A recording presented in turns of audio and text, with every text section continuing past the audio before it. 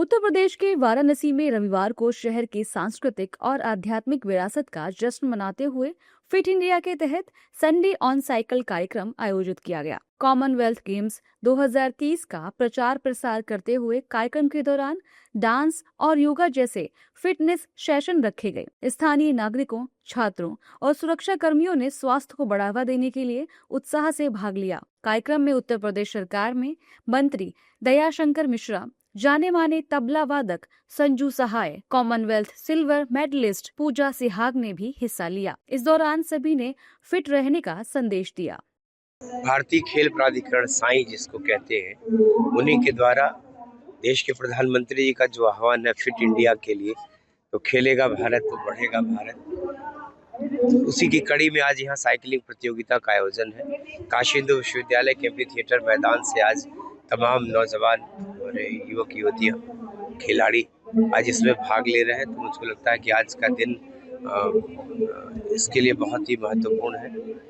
ये पूरे देश में इस तरह की प्रतियोगिताओं का आयोजन करा जा रहा है।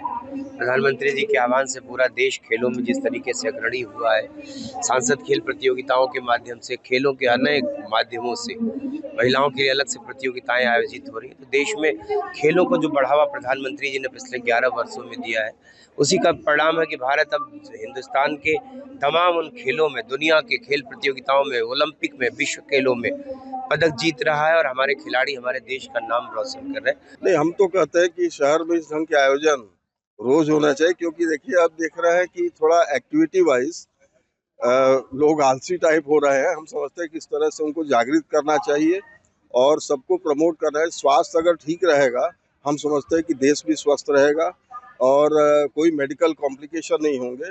हम तो देखें कि जो लोग फिजिकल एक्टिविटीज़ कम से कम 1 घंटा 1.5 घंटा रोज करते हैं, उनका स्वास्थ्य हमेशा अच्छा रहता है। तो ये जन जन में इसका प्रचार होना चाहिए।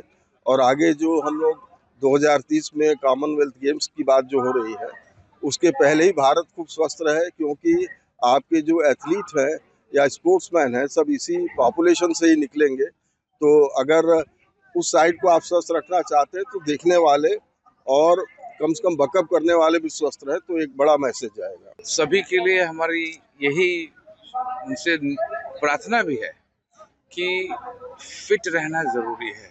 आप क्या करते हैं जीवन में, आप म्यूजिशियन हैं कि आप डॉक्टर हैं कि आप वकील हैं, आपको फिट रहना ज़्यादा ज़रूरी है, क्योंकि ये तो आजीवन आपके काम आता है। हम लोगों को भी एक्सरसाइजेस करने पड़ते हैं और जिस काम को हम करते हैं उसके लिए भी फिट होना बहुत ज़रूरी है। वहीं 2030 में कॉमनवेल्थ गेम्स की सिल्वर मेडलिस्ट पूजा सिहाग ने भी अपनी प्रतिक्रिया दी। इस दौरान उन्होंने अपने होम ग्राउंड पर खेलने से आत्मविश्वास बढ़ने की बात कही है।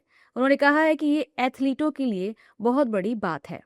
ये खिलाड़ियों के लिए एक बहुत गर्व की बात है कि अपने ही होम ग्राउंड में परफॉर्म करना, क्योंकि जो कंपटीशन में खेल चुकी हूँ, पदक टैली में लाइफ टाइम के लिए इतिहास में आपका नाम जुड़ जाता है कि हाँ, उस समय उस खिलाड़ी ने मेडल जीता था, तो वो बहुत बड़े गर्व की बात है।